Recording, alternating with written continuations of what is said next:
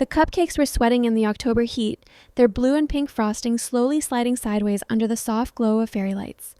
Someone's toddler was crying in the other room. I was holding a paper plate that I hadn't touched, standing beside the punch bowl, watching my sister settle herself into the oversized wicker chair marked Mom-to-be, with a crown of baby's breath tilted slightly off-center. She looked like something out of a catalog.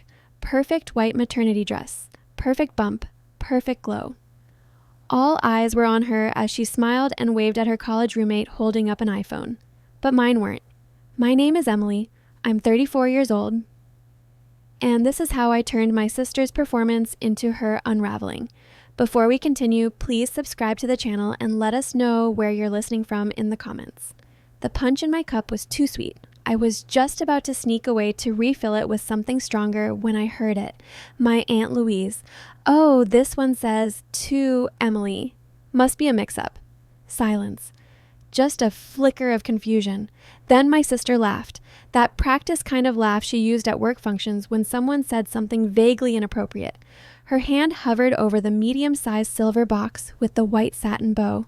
It looked exactly like the rest. Polished, Pinterest approved, but the tag was unmistakable. To Emily. That's me. And my sister. Her name is Claire. She hesitated just for a second. Then she said, "Huh, weird," and started pulling at the ribbon. I didn't move. Tissue paper rustled. The room had that awful polite silence where no one quite knows whether to laugh or comment or look away. Inside was a pale blue blanket, handmade, quilted. I recognized it immediately. My mother made that blanket. It was the last thing she worked on before her hands started to shake too badly to thread a needle. In the corner, delicately stitched, were the initials EMW, my initials. Beneath the blanket was a folded note, my mother's handwriting. I knew that loop in the capital E like I knew my own name. Claire's smile began to collapse at the edges. Someone near the back let out a soft, confused, "Wait, what?" The spoon in my cup clinked against the side, and the room, that pretty pastel room filled with party favors and baby-themed napkins, just fell quiet. 10 seconds passed. Claire didn't say a word. She just smoothed the blanket like she was trying to erase the letters with her palm. My cousin Jordan leaned over and whispered something, probably asking if everything was okay. Claire nodded too quickly. Then she folded the note, stuffed it under the blanket, and moved on. Next gift. "From Grandma Terry," she said too loudly, lifting a bright pink bag like nothing had happened. Everyone followed her lead. Almost everyone. I slipped away before cake. Outside, the porch smelled like dry leaves and cigarette smoke. Uncle Rick was out there pretending not to notice me wiping under my eyes. He said nothing, just nodded. I didn't go back inside. I didn't need to, because I already knew that blanket had been in a sealed shoebox, a Sears box, duct taped and labeled in my mother's handwriting, for Emily, open when ready. I found it 3 weeks after the funeral while packing up her house outside of Ann Arbor.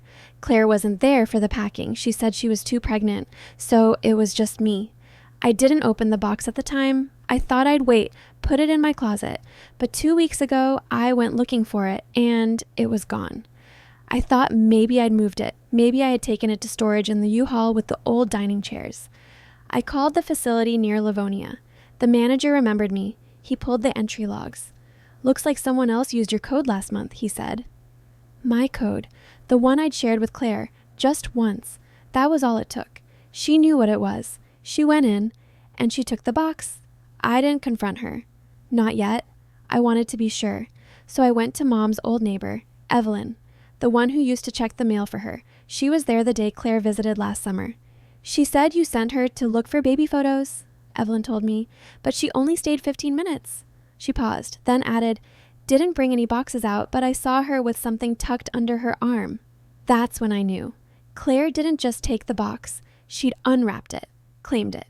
And then, for her baby shower, for the Instagram perfect party with 3 types of charcuterie and a diaper raffle, she presented it like it was a gift for her child.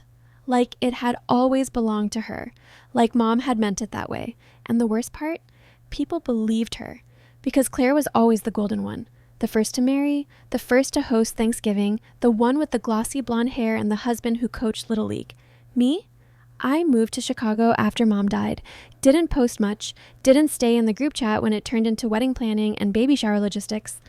I was the quiet one, the one with the weird job in podcast marketing. No one ever said it out loud, but I knew. Claire was the good daughter. I was the other one. But Mom hadn't seen it that way. She'd written me letters. Late at night, when the chemo kept her awake, I'd found them, folded inside recipe books and between pages of old calendars.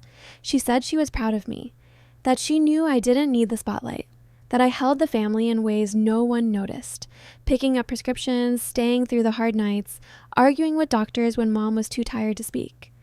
That blanket, with my initials, wasn't just a gift. It was her way of saying, I saw you. And now Claire had used it, publicly, carelessly, as if the story didn't matter, as if I didn't matter. But I wasn't angry. Not yet. I just felt hollow, like I'd been erased from a photograph. That night, I sat on my bed scrolling through pictures from the party. Claire had already posted the blanket. Caption, Mom would have loved this. Can't wait to wrap my daughter in her love. 400 likes, dozens of comments. So sweet. She's watching over you. No mention of me, not one. She'd rewritten the past, turned my gift into her legacy. But I had the original note. I'd taken a photo of it the day I found the box, the ink, the signature, the message. To Emily, for the day you become a mother, love you always. Mom. And I knew exactly how to give it back its voice. When we were little, Claire used to follow me everywhere. She couldn't fall asleep unless I sang to her, even when she was 8 and insisted she hated lullabies. She'd crawl into my twin bed, legs tangled in the blanket, whispering for just one song. I'd hum the same tune Mom used to sing, and Claire would press her forehead to my shoulder until her breath evened out.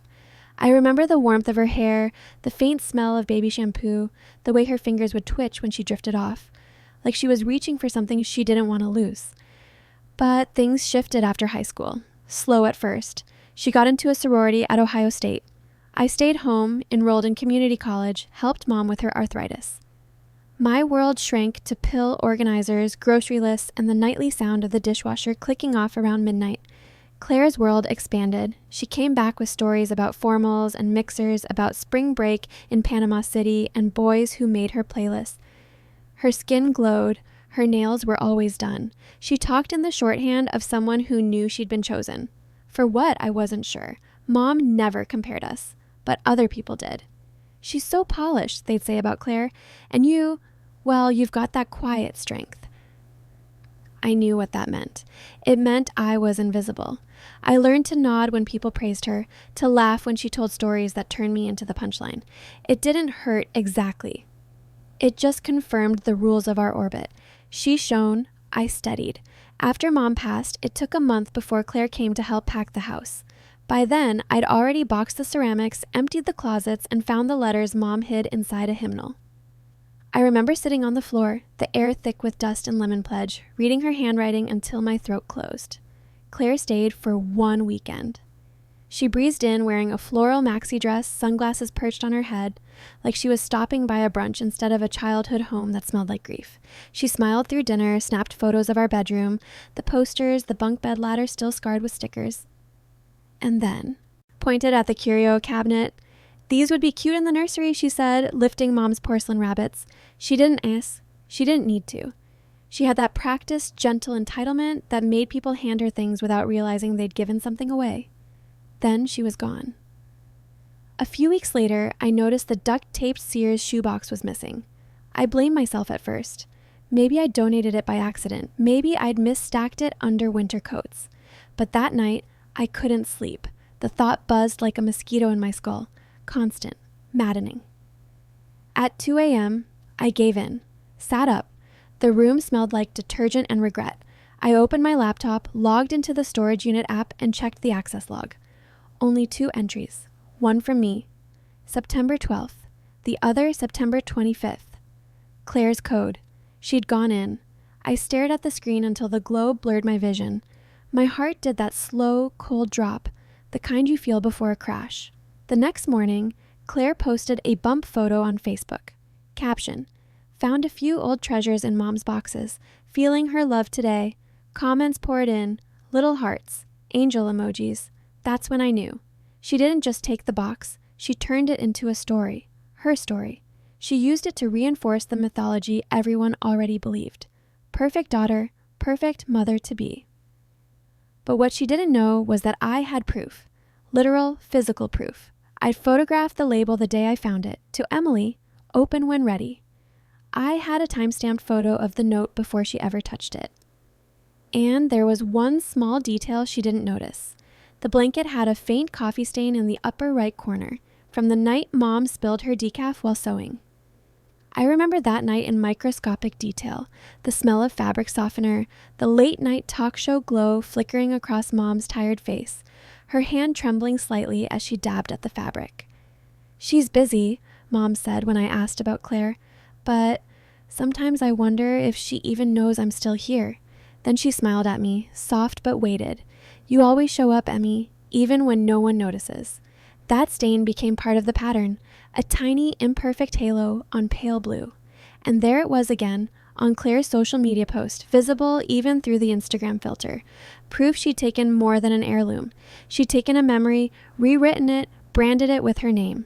So I started preparing. Not out of vengeance, at least that's what I told myself. It was about preservation. If I let this slide, she'd do it again.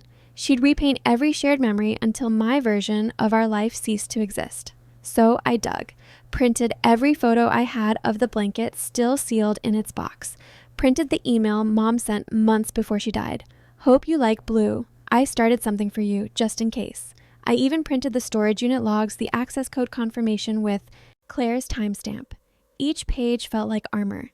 Then I went to Target. It was late, almost closing. The kind of hour when fluorescent lights hum louder than people. I walked the aisle slowly, letting the motion calm me, picked up silver wrapping paper, white satin ribbon, the same kind Claire had used for her shower theme. At home, I spread everything on the dining room table. The air smelled faintly of printer ink and dust. I laid the photos out like puzzle pieces. In the center, I placed a copy of the note. On top of that, a photo of the original tag. And at the bottom, Mom's last letter. The one she'd hidden behind her lemon bar recipe. Her words still hit like a pulse. "I know Claire shines loud, but you shine steady. That matters more than you know." I folded that letter slowly, pressing the crease flat, then slid it into an envelope. On the front I wrote, "To the one who always showed up." The pen ink trembled slightly, maybe from my hand, maybe from something deeper. Then I sealed the envelope, wrapped it in silver paper, and tied the satin bow tight, a mirror image of her aesthetic. Then I waited. Claire called once before the shower, breezy, soft, guilt hidden under politeness. "Hope you can make it," Shia, she said. "I know it's weird without Mom, but she'd be proud of us." I smiled into the phone. "I'll be there." She exhaled, relieved. "Good. I just want it to be special." I wanted to ask about the box, about the note, about her nerve, but I didn't. The silence worked better. Let her think I'd moved on. The day of the shower, I dressed carefully. Navy dress, simple studs, hair pinned back. Everyone else wore blush or cream or those gauzy floral things that look effortless but cost a fortune. The venue, her friend's living room, was curated within an inch of its life. Pale balloons, eucalyptus garlands, mason jars with paper straws. There was even a rented neon sign that read, "Oh baby," in cursive. I smiled when expected, nodded when someone told me how glowing Claire looked. I even laughed at a joke about how sisters are built-in babysitters. But inside, I was somewhere else, back in Mom's kitchen. The lamplight pooling over fabric, the rhythmic hush of the sewing machine, the faint tremor in her fingers as she tied the final knot. When Claire finally reached my gift, it was late in the stack. The laughter had mellowed into that sleepy post-cake warmth. My package looked ordinary. Silver paper, white bow. The tag read, "To Emily." Her voice caught when she read it aloud, a small glitch in the performance. Someone, Aunt Louise again, said, "Must be another mix-up." A polite chuckle rippled through the room, but Claire didn't laugh this time. She hesitated, looked at me. I met her gaze, neutral, still. Then she began to untie the ribbon. Her hands shook slightly, nails catching on the satin. Tissue rustled. The sound filled the silence. Inside was the evidence. The note, the photo of the tag, the letter. I watched color drain from her face, one slow shade at a time. A whisper started in the back of the room. Someone asked, "Is that—" Claire didn't answer. She just stared at the handwriting, her lips parting as if words might still save her. But there were no words left. She looked at me, searching, pleading, maybe angry. I didn't move, didn't flinch. I just met her eyes, steady and unblinking until her composure wavered. The silence grew teeth. You could hear the hum of the refrigerator in the kitchen, the faint click of someone's bracelet as they folded their arms. Claire's throat bobbed. She tried to smile. It collapsed halfway. "Wow," she said finally, her voice too bright. "This must be—" But she stopped herself. The words ran out, because everyone could see what it was. The handwriting, the dedication, the truth stitched into paper and ink. She closed the lid slowly, fingers trembling. I didn't need to say anything. The moment did the work for me, and for the first time in years, I felt something shift. Subtle but seismic. I wasn't the invisible sister anymore. I was seen. Fully, quietly, completely. And Claire, she was the one left speechless. The day after the shower, I didn't check my phone. Not once. It vibrated on the kitchen counter until the sound became part of the house. A faint, mechanical heartbeat that eventually quieted on its own. I stood by the window, a mug of coffee cooling between my palms, watching the neighbor rake leaves into uneven piles that scattered again every time the wind picked up. The air had that early October bite. Warm sunlight, cold edges. Somewhere down the street, someone was burning damp wood, and the smoke drifted across the cul-de-sac in thin gray ribbons. I breathed it in and let my chest unclench. There's a kind of peace that comes when you stop explaining yourself, when you let the silence do the talking. It doesn't defend you, doesn't justify. It just is. For the first time in months, I didn't feel like I was performing grief or composure or forgiveness. I just existed. But by the afternoon, tension found its way back in. When I finally picked up the phone, there were 3 missed calls from Aunt Louise, 1 from Claire, and a long text from her husband. The kind of diplomatic paragraph men send when they've been coached. "Hey, Emily, just want to clear up any confusion from yesterday. Claire didn't mean any harm. It was probably a misunderstanding with your mom's things. She's really upset. Hope we can all move forward."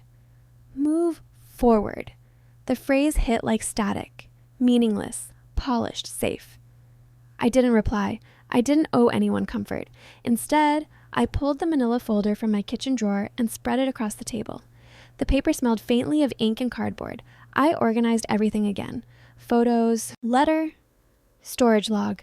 My fingers smoothed each edge as though preparing an exhibit. I wasn't planning a war, just a record, something real. Because people like Claire don't have to destroy you to win. They just edit you, gently, quietly. One version of the story at a time. She'd been doing it for years, telling relatives I was too busy in the city to come home for Easter when I'd stayed behind because I couldn't afford the ticket, explaining that I didn't want to be involved in family decisions when no one had even asked. She wasn't cruel. That was the worst part. She was nice, and nice people can get away with everything as long as they do it with a smile. So I made a plan. Not for revenge, not yet, for restoration. Because Mom had trusted me with her last words, and I wasn't about to let Claire wallpaper over them with pastel lies. That week, I reached out to my cousin Jordan, the same one who'd leaned over during the gift opening, eyebrows furrowed. The only person who'd looked like she saw the truth forming in the real time. We met at a diner halfway between our towns, one of those places where the vinyl booths squeak and the coffee is always burnt but comforting. The waitress called everyone honey. I got there early. The smell of bacon grease clung to my sweater. Outside, trucks rolled by on the wet road, tires hissing. When Jordan arrived, she hugged me a little too tightly, like she'd been rehearsing sympathy. "Hey, Em." "Hey." We sat, ordered coffee we didn't drink. I didn't tell her everything right away. I just slid my phone across the table. The photo of the box with Mom's handwriting on the label. For Emily. Open when ready. Jordan stared at it for a long time. The clatter of plates filled the silence between us. Finally, she whispered, "Claire said your mom made that blanket for her baby. I believed her." "I know," I said. "Everyone did." She looked up, guilt softening her voice. "But it wasn't true, was it?" I shook my head, then pulled the envelope from my purse and handed it to her. She opened it slowly, the copy of the letter inside. Her eyes moved across the page, her expression shifting, disbelief melting into understanding. I remember this stationery, she murmured, tracing the edge. Aunt Mary used to buy these from Hallmark. She gave you a pack once, right? I still have it. Jordan exhaled through her nose, a quiet sound of shame and recognition. I wish I'd asked more questions. You weren't supposed to, I said. Claire made sure no one ever had to. We sat in that understanding for a while. Two women untangling the same family myth. When the check came, she insisted on paying. We hugged in the parking lot, our coats brushing. It felt like forgiveness, though neither of us said the word. The next morning, Jordan posted a photo of her and Mom at Thanksgiving 3 years ago. The caption was simple. Some people keep the truth in their hearts, others stitch it quietly into cloth. No tags, no explanation. But Claire saw it. I know because 10 minutes later my phone lit up. Claire, why are you turning people against me? I stared at the message for an hour before answering. Me, you did that yourself. Then, for good measure, I attached the photo of the storage log. Her access timestamp circled in red. It took her 5 minutes to respond. Claire, I was trying to honor Mom. I didn't know you still wanted it. I typed, deleted, retyped, settled on the simplest truth. Me, it had my name on it. She didn't reply. Not that night, not for several days. But silence, once again, started doing my work for me. Small signals arrived instead. A thumbs up emoji from Uncle Rick, a text from Aunt Louise. Always knew you were the steady one. Your mom adored you. No one said Claire was wrong, not directly. That's not how families operate. They just shifted their gaze slightly, like a camera refocusing. And suddenly, I was visible. The week after the shower, Claire's feed changed. No more filtered sunlight, no pastel captions about blessings and beginnings, just neutral updates. Nursery coming together. Doctor says baby's healthy. People still liked them, but the glow was gone. Because once truth enters the room, it doesn't leave. It lingers, quiet, stubborn, undeniable. But I wasn't done yet. A few nights later, I printed one more copy of the note, slid it into a certified mail envelope along with a photo of the blanket's corner, the faint coffee stain shaped like a half moon. I wrote a single message beneath it. I'm not asking for anything. I'm just done letting you rewrite me. No return address, no signature, just facts. When the postal clerk stamped it, the sound echoed in the small fluorescent room. It felt final. The next time I saw her was Thanksgiving. The sky that morning was a dull pewter, the kind that makes everything feel suspended. I brought pumpkin pie, still warm, carried it through Aunt Louise's doorway like a peace offering to no one in particular. Claire arrived late. She looked smaller somehow, shoulders rounded, eyes shadowed, no makeup. Her husband trailed behind her, carrying the diaper bag like a shield. People were polite, but the air was different. Conversations softened when she entered. Compliments died halfway through sentences. Claire hovered by the dessert table, slicing pie she didn't eat. I stayed near the window, cup of cider in hand, the glass fogging slightly with my breath. She didn't come over, didn't say hello, and I didn't make her. Because I wasn't there to win. I was there to exist, fully, quietly, finally visible again. And in that moment, existence felt like victory. Christmas came early that year. Not the holiday, not the decorations, just the cold. By the first week of December, the Michigan air bit through my coat during morning walks. Breath fogged white against the gray sky. The sidewalks were slick with half-frozen drizzle that never decided whether it wanted to be snow. I'd started drinking coffee in bed just to stay under the blanket longer. Fingers wrapped around the mug, watching the steam vanish before I could take a sip. I hadn't spoken to Claire since Thanksgiving. She hadn't reached out either. The silence was sharp but unsurprising. When someone's used to being adored, even neutrality feels like exile. Still, I knew it wasn't over. Not really, because the ripple hadn't reached everyone yet. The neighbors still sent her congratulations. Her coworkers were already planning a maternity leave party. She still had an audience. And Claire, she'd always been a performer. She knew how to manage a spotlight, even one dimming at the edges. On Instagram, she'd pivoted. Gone were the baby shower posts, the performative captions about miracles in motion. Now it was navigating tough weeks with grace and leaning into growth. Hashtags about resilience, about healing, but I noticed the omissions. Fewer group photos, no mention of the blanket. The baby registry was still live, though the baby memory quilt fund had quietly disappeared, the same link she'd used to solicit donations in honor of Mom's love of handmade things. Still, people forget quickly. They scroll past, double tap, move on. Claire counted on that. She always did. If she kept posting long enough, if she kept smiling into curated sunlight, the narrative would reset. The internet is good at erasing. I wasn't going to let that happen. So I started planning one last layer. Not a scream, not a confrontation, just a correction. I wasn't interested in shaming her. I just wanted the truth to breathe somewhere it couldn't be suffocated by filters or captions.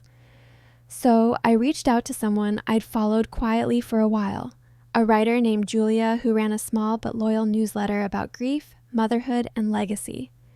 Her essays were spare and honest, like someone lighting candles in a dark room. I drafted an email. Simple, plain. My mother died 2 years ago. She left something for me. It was quietly taken. I stayed silent until the silence raced me. I hovered over send for a full minute, my pulse in my fingertips. Then I clicked. Julia wrote back the next day. I'd like to hear more. Her message was short, gentle, no emojis, no promises, just a door cracked open. We met that Friday at a cafe in downtown Plymouth, the kind with fogged windows and chalkboard menus smudged from wet mittens. The smell of espresso hung heavy, layered with cinnamon and something toasted. Snow tapped the glass in soft rhythmic bursts. Julia was already there, sitting by the window, a yellow legal pad open in front of her, pen poised. She had that calm presence people get from sitting with other people's pain for a long time. Not pity, not intrusion, just steadiness. She didn't record, didn't interrupt, just listened. I told her about Mom, about the blanket, about the shoebox and the handwriting and the stain shaped like a small halo. I didn't use names. I didn't mention the baby shower or the Instagram post. I just talked about the taking. The strange grief of watching something meant for you be repackaged for someone else. And applauded. When I finished, she set her pen down, looked out at the snow for a long second, then said softly, "This isn't about revenge, is it?" I shook my head. "It's about being seen." She nodded once, as if that was all the clarity she needed. The article went live 2 weeks later. It was titled "The Things They Took Quietly" on grief, gifting, and erasure. No photos, no names, just a quiet, deliberate retelling. Julia's prose was clean, like still water. She included Mom's note, the one about shining steady, and ended with a line that caught in my throat when I read it. She wasn't angry. She just refused to be rewritten. It spread slowly at first. A few shares, a few comments, then faster. Someone posted it on Reddit. Someone else quoted it on a parenting forum. By the third day, it was in a local Facebook group for adult daughters who'd lost parents. My inbox filled. Dozens of messages, then hundreds. Women I'd never met wrote, "This felt like me. My sister did the same thing after my dad died." I thought I was crazy for feeling erased. I didn't reply to most. Just read. Let their words sit beside mine, like bricks in a wall I hadn't realized I'd been trying to build alone. For the first time, my story didn't feel small. It felt communal, part of something bigger, older, quietly universal. Claire never acknowledged the article, but I knew she saw it. 3 days later, she posted a quote to Instagram, white text on a beige background. "Truth is subjective. Kindness is eternal." The caption read, "Sometimes people tell stories that don't belong to them. That's okay. We keep loving anyway." Comments trickled in, mostly kind, mostly predictable, but fewer this time, because something in the tone had changed. People sense when the light isn't natural anymore. That weekend, Aunt Louise called. I answered, bracing for gossip, but her voice was soft, careful. Claire canceled her maternity photos. "Why?" I asked, though I already knew. She said she's just tired. Louise hesitated. "We all read it, Emily. The article. We knew. I think we just didn't know what to do with the knowing." I pressed the phone to my ear and closed my eyes. "That's enough," I said. "Sometimes people don't need permission to believe you. They just need to see where the truth went missing."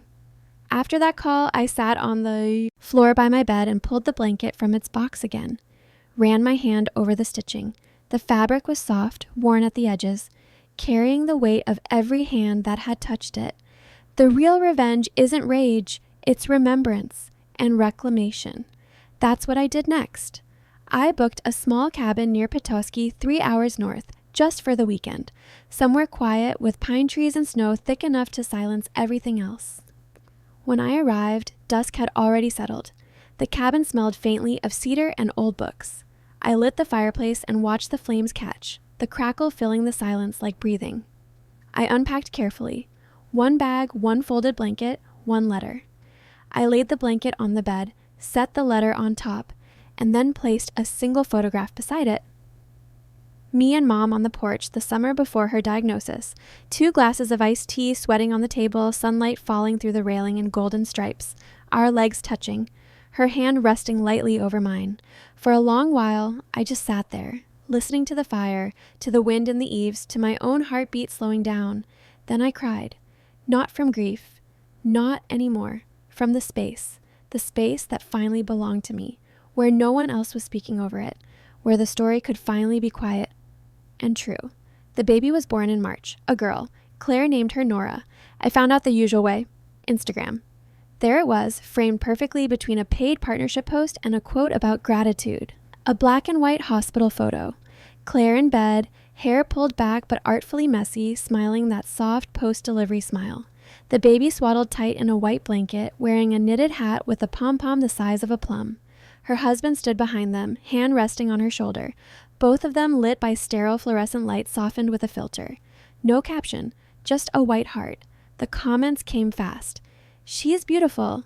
Congratulations, Mama. You're glowing. I stared at the screen for a long time, not with bitterness, not even sadness, just quiet. She looked peaceful, and I wanted to believe it was real, that maybe something inside her had shifted, something that could make space for the truth, for us. But knowing Claire, peace often came with staging.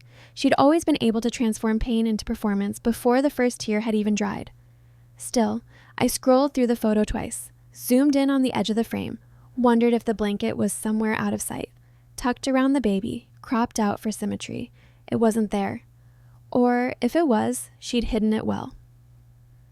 I locked my phone, set it face down on the counter. The apartment was quiet except for the hum of the refrigerator and the faint ticking of the radiator. Outside, March light hit the windows like a dull coin, gray, reflective, tired. I thought that was the end of it, until a week later, package showed up at my door. No return address, just my name written in blue ink on a plain white label.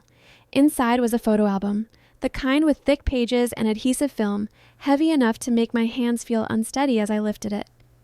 On the first page, a note in Claire's handwriting. Mom wouldn't want us like this. I almost laughed. It was the kind of sentence Claire would write when she wanted to sound mature, balanced, magnanimous, as if she hadn't been the one to slice the thread in the first place. Still, I flipped through. The first few pages were old photos. Us as kids, matching Easter dresses with scratchy lace collars, kneeling in front of a lilac bush. Claire's smile wide, mine tentative. Another page, scraped knees, melting popsicles, arms looped around each other at the zoo.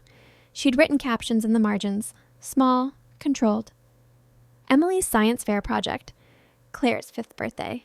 Mom's favorite mug.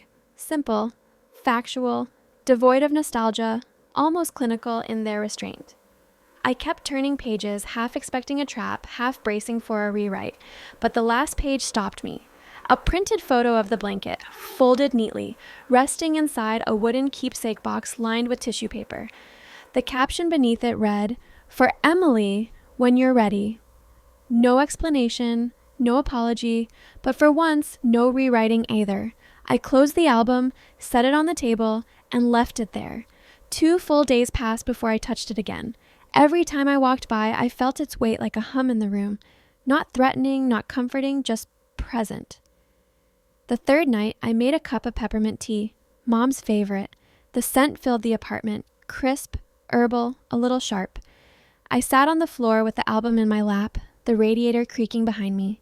This time, I opened it slowly. Looked at the photos, not the captions. Our faces, mine and Claire's, so young, so open. The kind of closeness that doesn't yet know it can splinter. In some pictures, she's clinging to my arm. In others, I'm pulling her along, both of us mid-laughter, half blurred by motion. I stayed there until 2 a.m, not crying, just breathing. letting it all surface. Everything we were, everything we weren't. When I finally closed the book, I realized I didn't feel angry anymore. Just done. Claire didn't follow up, didn't text, didn't send a message asking if I got it, and I didn't reach out either. We stayed in our separate lanes, parallel, distant, steady, but honest now, and that, strangely, felt like peace. Weeks passed. Michigan moved toward spring the way it always does, reluctantly, like it's afraid to hope. Tulips began pushing through thawed soil outside the bank on Main Street. The last patches of salt dust washed away with each rain. Morning smelled like wet earth and coffee from the shop on the corner. I started walking. Again before work. No headphones, just air, light, and a silence that didn't ache anymore. One Sunday, I drove out to Mom's grave. The sky was a cool, forgiving blue, the kind of morning where even the birds sound softer, like they're testing the air. I parked under a bare maple, grabbed the folded blanket from the passenger seat, and walked across the damp grass. It was cleaner now. I'd washed it the night before. The faint coffee stain had lightened but not disappeared, a quiet fingerprint of imperfection. I sat cross-legged on the ground. The stone was cool against my back. I didn't speak out loud. Just thought. I told her I missed her, told her about the article, about the album, about the baby, told her I was okay, that I'd finally stepped out of the shadow, that I hadn't had to burn anything down to reclaim what was mine. The wind lifted strands of my hair, brushed against my cheeks. Somewhere behind me, a flag flapped softly. I unfolded the blanket, smoothed it across my knees, then reached into my bag and pulled out the original note. The ink had faded slightly, the paper softened from handling, but Mom's words still held. To Emily, for the day you become a mother, love you always, Mom. I laid both on the grass, folded them together, fabric over paper, pressed my palm to the top, and whispered, not to her, not really, but to the space between what we had and what was lost. Thank you. When I left, I didn't take the blanket. I folded it gently over the note, pressed them both against the headstone, and let the wind have them. Some things aren't meant to be held forever. Just returned. Let go. Honored. As I walked back to the car, the light caught the frost still clinging to the grass, turning everything silver. My reflection flashed briefly in the window. Tired, older, but still mine. I didn't look back. Not because I was finished, but because I didn't need to keep proving it anymore. Claire may always be the one people cheer for in the room. The golden one. The name they remember. But I'm the one who stayed, who carried the weight, who remembered, and now I'm the one who gets to breathe without explanation. She took what was mine once, but she couldn't keep the truth. If you were in my shoes, what would you have done? Let me know in the comments. And don't forget to subscribe for more stories like this.